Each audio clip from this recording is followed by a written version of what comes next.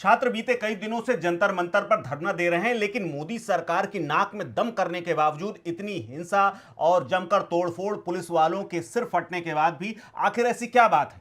कौन सी ऐसी नस धर्मेंद्र प्रधान ने पीएम मोदी की दबा रखी है कि प्रधानमंत्री उसका इस्तीफा नहीं ले पा रहे? तरह तरह की बातें कह करके प्रधानमंत्री ने आज खुद ट्वीट करके ये बताया कि हम फास्ट ट्रैक कोर्ट में तमाम नीट के घोटालेबाजों को और जिन लोगों ने पेपर लीक किया है उनका मुकदमा दर्ज कराएंगे और वहां पर इसकी सुनवाई होगी। लेकिन इन सब के बावजूद आज तक जितने भी मंत्रियों के ऊपर आरोप लगे हैं या प्रत्यारोप लगे हैं, उस पर कभी आज तक मंत्री से जवाब तलब तक नहीं किया गया। सिर्फ ये खबरें आई कि आज बुलाकर के बातचीत की गई, लेकिन आज तक किसी मंत्री का इस्तीफा क्यों नहीं लिया गया? हालांकि ये बात और है कि कई बार रिशफल के दौरान कुछ लोगों को साइडलाइन किया गया। एमजे अकबर से लेकर के कई लोग हैं लिस्ट में जिनको बाद में मंत्री पद से हटा दिया गया, लेकिन कभी किसी का डायरेक्ट इस्तीफा नहीं हुआ। जबकि इतिहास में अगर नजर डालें तो यूपीए की सरकार रही हो या फिर अटल बिहारी जी की सरकार, उस दौरान भी तमाम इस्तीफे हुए और आरोप लगने मात्र से कई मंत्रियों ने अपने इस्तीफे दे दिए। लेकिन इस सरकार में ऐसा क्या है? इस बड़े सवाल को लेकर के मेरे साथ जितेंद्र जी हैं। जितेंद्र जी, ये बताइए, आखिरकार मोदी सरकार इतनी शीशा लेदर कराने के बाद, इतनी थूथू होने के बाद, चारों तरफ बवाल मचा हुआ, सोशल मीडिया पर लगातार सरकार को घेरा जा रहा है, लेकिन फिर भी धर्मेंद्र प्रधान इतने बड़े पावरफुल हैं। ऐसी कौन सी नस दबी हुई है सरकार की आखिरकार वो इस्तीफा नहीं दे रहे हैं और सरकार ले भी नहीं रही और ना ही बर्खास्तगी हो रही है?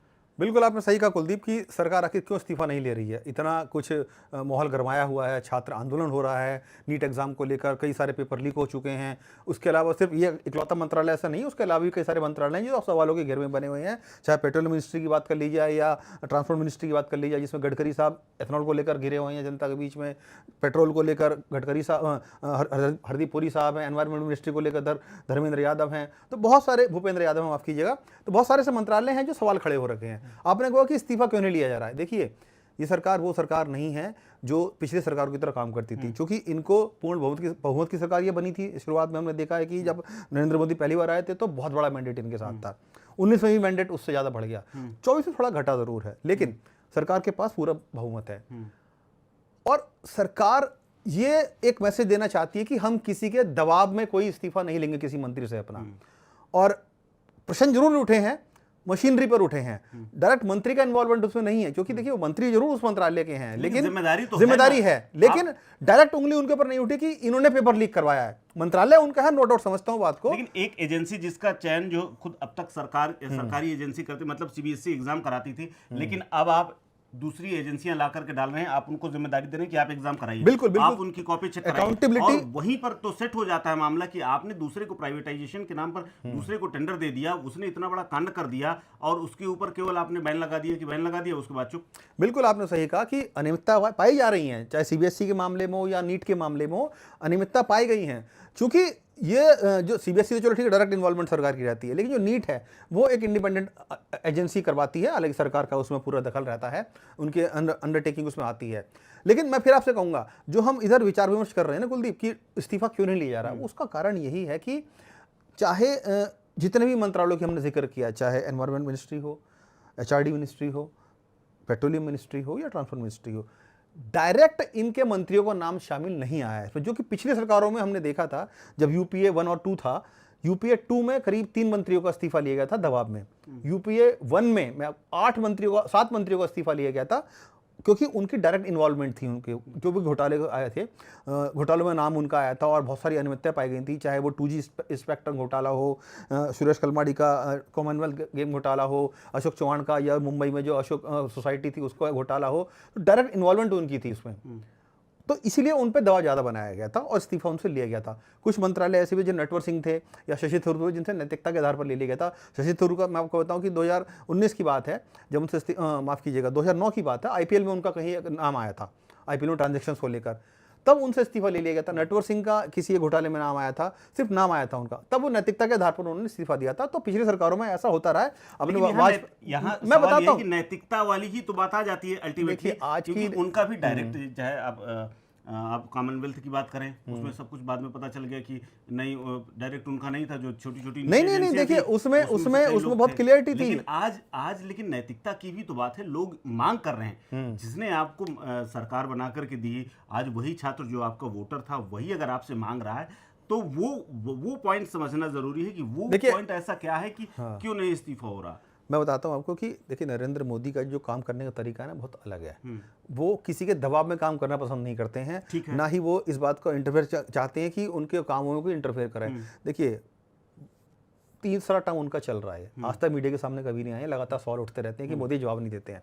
देखिए, उनका अपना तरीका काम करने का, वो किसी के दबाव में काम करना नहीं चाहते, क्योंकि मैंडेट उनके पास है और उनकी अपनी एक स्ट्रैटेजी रहती है कि मेरे को किस तरह काम करना है। तो शायद यही है कि मोदी किसी के सामने झुकना नहीं चाहते हैं, सरकार उनकी खासतौर से, और क्योंकि मोदी प्रधानमंत्री हैं, वो ऐसा संदेश नहीं देना चाहते कि हम किसी दूसरे के कहने पर या किसी के दबाव में कोई काम करते हैं। सिंपल सी बात है। पिछली सरकारों ने क्या किया वो सब जानते हैं, लेकिन मोदी सरकार वो सरकार नहीं है जो किसी के कहने पर या एक छोटा मोटा आंदोलन होने पर या कोई अनियमितता पाए जाने पर किसी मंत्री का इस्तीफा ले लें।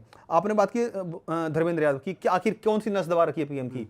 देखिए, पीएम इस वक्त हमारे देश के वो शख्स हैं जो सर्वोच्च नेता माने जाते हैं, पार्टी के अंदर, विद इन द पार्टी भी और पूरे देश में भी प्रधानमंत्री हैं वो।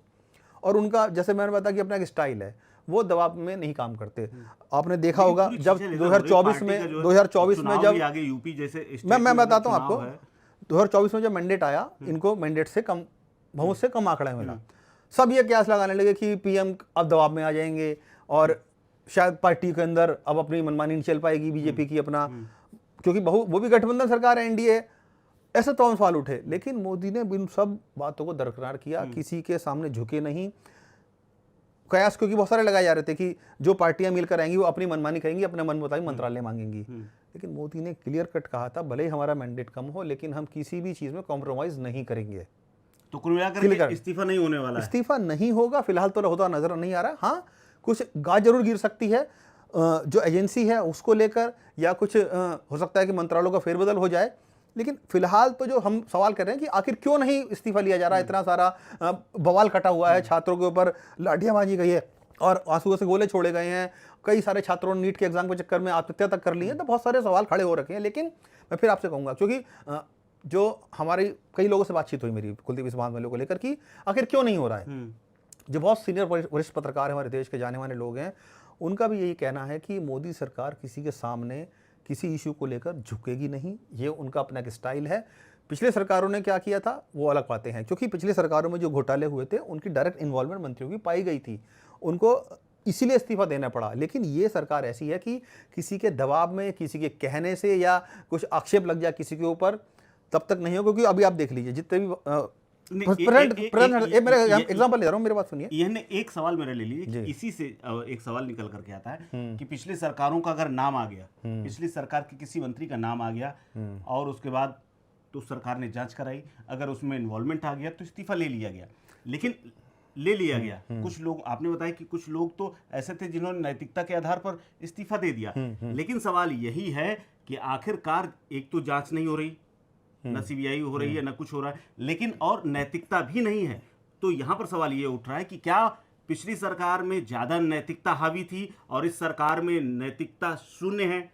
देखिए, नैतिकता की तो राजनीति अब इस देश में शायद कहना बेमानी होगी। अब जिस तरह का अगर राजनीति हमारे देश में चल रही है, बहुदलीय व्यवस्था हमारे देश में चल रही है इस टाइम, अलग अलग पार्टी की अपनी विचारधाराएं हैं, किसी की विचारधारा कुछ है, किसी की कुछ है। तो ऐसे में नैतिकता जो पहले जमाने में हम देखा करते थे, चाहे वो वाजपेयी साहब की सरकार हो, उससे नरसिम्हा साहब की सरकार हो, या उसके बाद यूपीए की सरकार आई हो, इस्तीफे जरूर हुए, लेकिन आज की दौर की राजनीति है वो बहुत बदल चुकी है, मुद्दों से हट गई है, पर्सनल चीज़ें ज़्यादा हो गई हैं। हमने देखा है, आपने भी देखा है कि जो इश्यूज होते हैं उन पर बात नहीं होती है, जो पार्टी की अपनी विचारधारा को लेकर चीज़ें होती हैं उन पर ज़्यादा बातचीत होती है। चाहे वो बीजेपी की बात कर लीजिए, हिंदुत्व की बात करती है, कांग्रेस पार्टी की बात करिए अल्पसंख्यकों की बात करती है, समाजवादी पार्टी की बात करी जाए अल्पसंख्यकों की बात करती है, ओबीसी की बात करती है, साउथ की पार्टी की बात कर ली जाए तो लेकिन नैतिकता कहाँ है? नैतिकता पहले ऐसी रही नहीं है कुलदीप, साफ बात है, ये साफ बात है।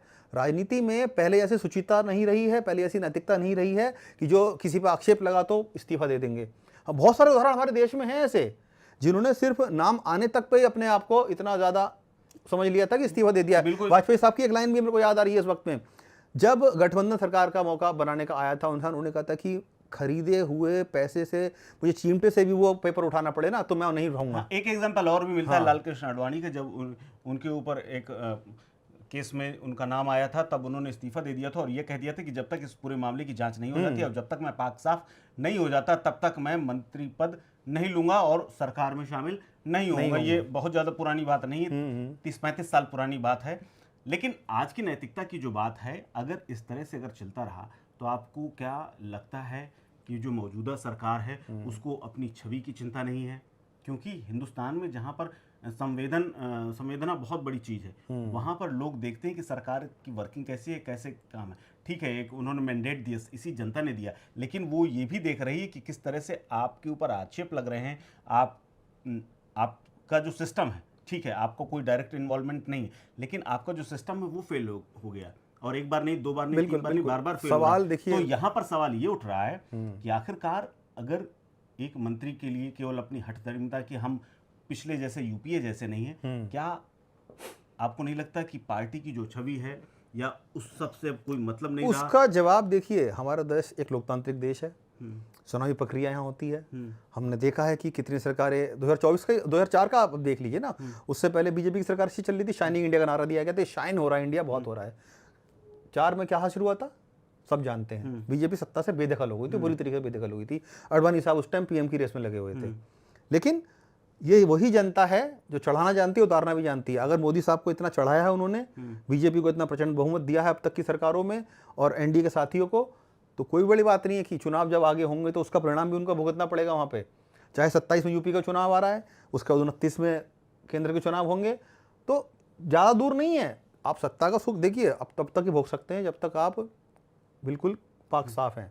लेकिन जब आपका दाग लग जाता है, कोई निशान पड़ जाता है या कोई क्वेश्चन मार्क लग जाता है आपके व्यक्तित्व पर, आपकी सरकार पर, तो जनता सब देखती है। जनता जनार्दन है, लोकतंत्र में सब जानती है। अगर अभी हमारी इनकी बात को नहीं सुना जा रहा है तो कोई बड़ी बात नहीं, जब अभी आगे इलेक्शन होगा जनता दूध का दूध पानी का पानी कर देगी, और जो नैतिकता की आप बात कर रहे हैं पता लग जाएगा कौन कितना नैतिक है। सरकार को देखिए, सरकार का निजाम हिलाने में समय नहीं लगता, जनता जग जाती है और वोटर का जब अधिकार आ जाता है ना उनके पास में, और उन्हें जानते हैं। और इस वक्त तो यूथ हमारे देश का खड़ा हुआ है सरकार के सामने, जिस तरीके के हालात बने हुए हैं, तो बड़ी तादाद में हमारा जो युवा देश है वो दिखा देगा उनको आने वाले टाइम में कि भाई आपने किस तरीके से छात्रों के साथ गलत किया, और एक ऐसे व्यक्ति का साथ देते रहे जो कि कल्पित नहीं कहेंगे लेकिन सवालों के घेरे में रहा। इतना प्रदर्शन आपके खिलाफ किया गया, आपकी सरकार के खिलाफ किया गया, आपने कोई एक्शन नहीं लिया।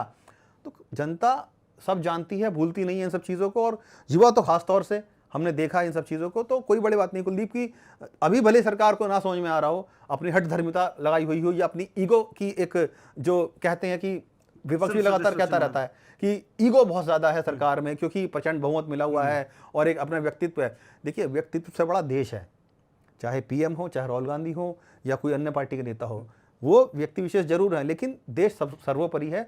देश के हित में क्या है, देश की जनता के हित में क्या है, खासतौर से युवाओं के हित में क्या है, अगर उसके हित में फैसला नहीं लेते हैं तो वो दिन दूर नहीं होगा कि जब उनको भी आईना दिखा दिया जाएगा जनता के द्वारा।